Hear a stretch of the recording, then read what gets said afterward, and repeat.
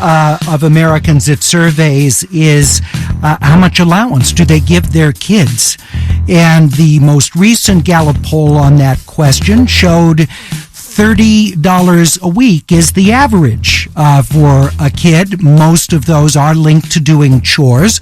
But coming up later this hour on Air Talk, we open up the phones to hear how much you give your child and the reason for that amount and what, if anything, is required of your kids to receive the allowance that they do. But first, we turn our attention to a subgroup on Reddit that's known as Black People Twitter. It's been going for some time, and sometimes when they go into more intense conversations on race, they ask that only black users contribute to that conversation. And they've asked for photographic evidence, a picture of the person's forearm, to show that they are black enough to be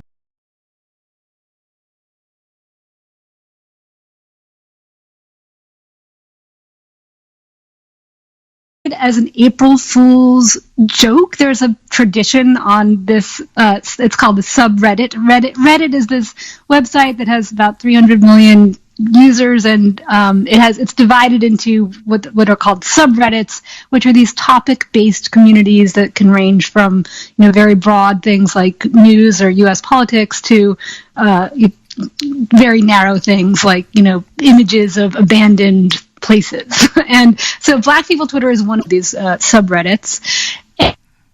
And last April Fool, they had the moderators of these subreddits are volunteers. I think that's an important thing to note. So this isn't like a Reddit official company policy of Reddit, but these volunteers kind of get to make the rules for their communities in exchange for doing a lot of free work. And they decided to implement this policy because they were it had been kind of this mounting problem on the subreddit that it was really meant to be for Black users of Reddit, and it's what I should back up and say what it is screenshots of tweets that are from Black authors on Twitter. That's why it's called Black People Twitter, funny, even though it's on Reddit. That is why it's yeah.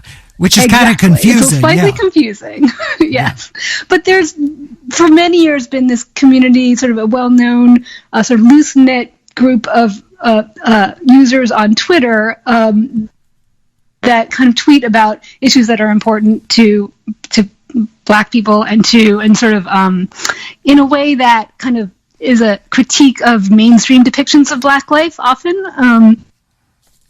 And sort of has helped shape through hashtags and memes and jokes, has been sort of a force for shaping popular perceptions of race in America, or reshaping popular perceptions. So they're taking these sort of sometimes subversive, I think, tweets from Black Twitter, as it has become known, and putting them on Reddit so that people who, don't use Twitter or just don't know who to follow or what hashtags to look for can just go to this group, this subreddit, and see kind of the highlight reel of what's been going around on Twitter. All right. So that is what it is, and the rule is that it can only be screenshots of tweets posted by Black people, and it's supposed to be about Black issues. And so, but the way they were finding that the comment threads, which can be very long and involved, were really dominated by white opinion. And so, last April, as part of what was meant to be a joke, but a pointed joke, they said, okay, we're closing this and it's only for Black people and you can send us pictures. And one other thing to mention, people on Reddit use pseudonyms. Everyone is known only by a chosen screen name. There are no profile pictures or images. So unlike Facebook, you can't determine who the user really is. So let me bring into the conversation, that's Amy Harmon in the New York Times, Wesley Moreno, who was a moderator on Black People Twitter. He's an information technology professional. Mr. Moreno, thank you for being with us. Obviously, when this was implemented, when it went from being an April Fool's joke to actually being a way to try and limit the conversation to African Americans, you got a lot of pushback on this. Was there criticism from some African American users as well? That's a good question. In my Well, in my experience from what I saw, I don't think the pushback really came from any of the black users, because, I mean, they were able to get in. So Well, did they all get in? Because there are a lot of light-skinned African Americans and a lot of mixed-race African Americans. And so I was wondering, did some of those feel excluded because their skin wasn't deemed black enough?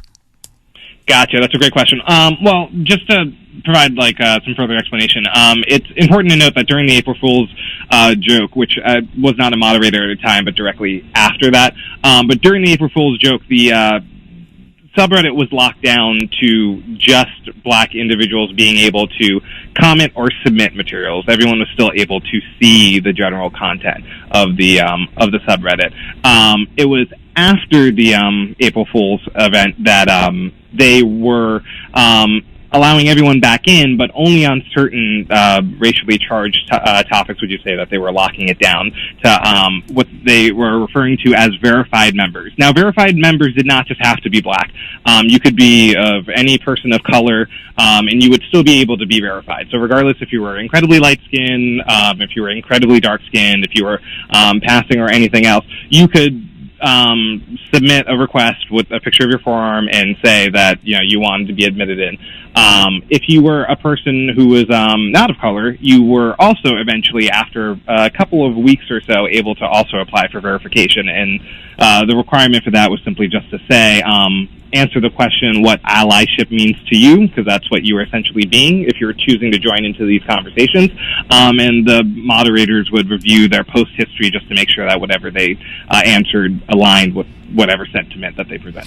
Interesting, but so there you're getting in a potential sort of okaying their notion of race or their concept, and if it sort of fits, if it's considered an acceptable notion of race, then that white person would be able to participate.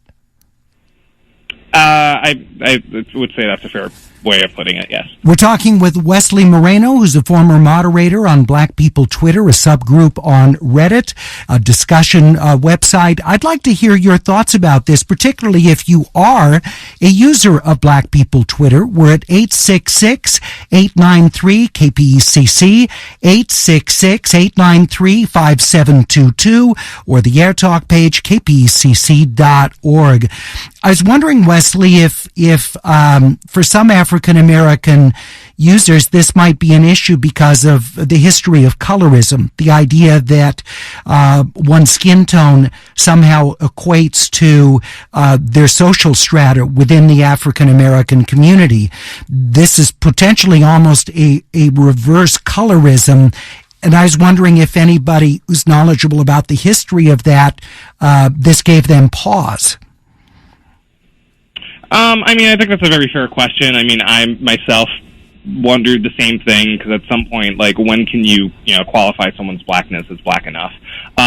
So I will say I don't think that there was a crazy amount of discussion around that particular topic. I think the answer was if they seem any level of a person of color, that they're given a verified status.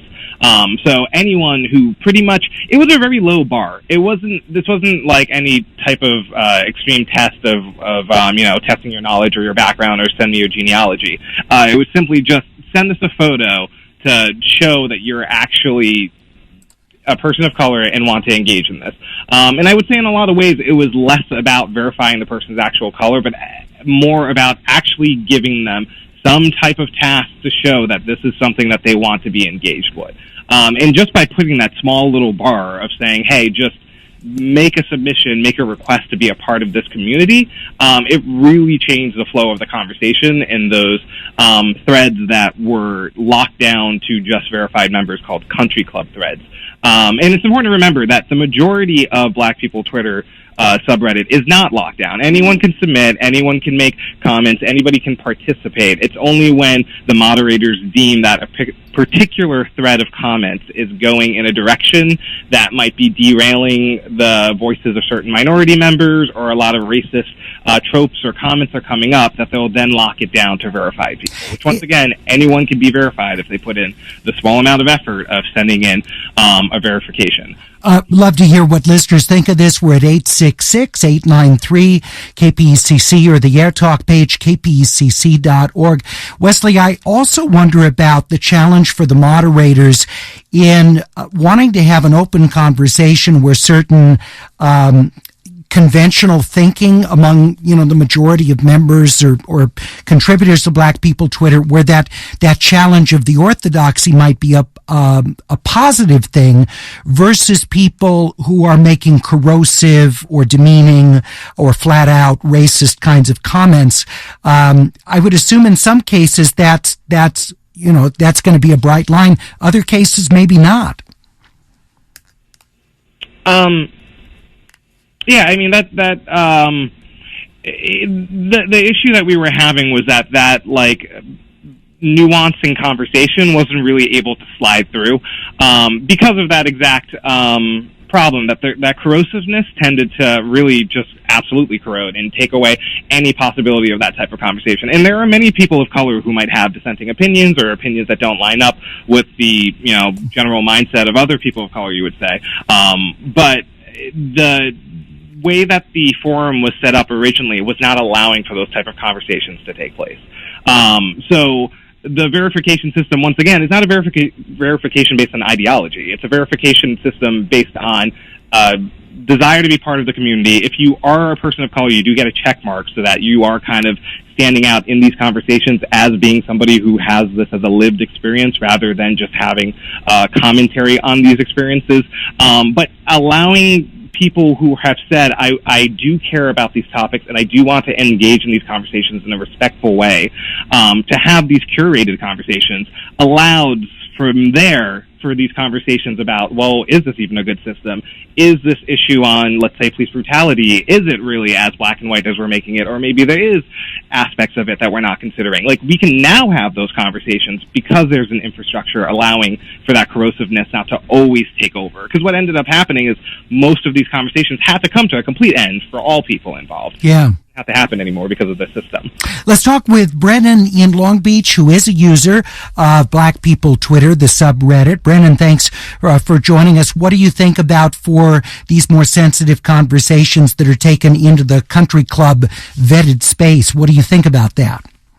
Well, I'm a user of Reddit, of Twitter. I've been on, Black People Twitter before the subreddit, and I don't think that the bar is set super high. I don't think anyone is being excluded from the conversation that needs to be excluded. The problems facing the African American communities across the country need to be dealt with by the people who have firsthand knowledge and are living through these problems and have experience with them.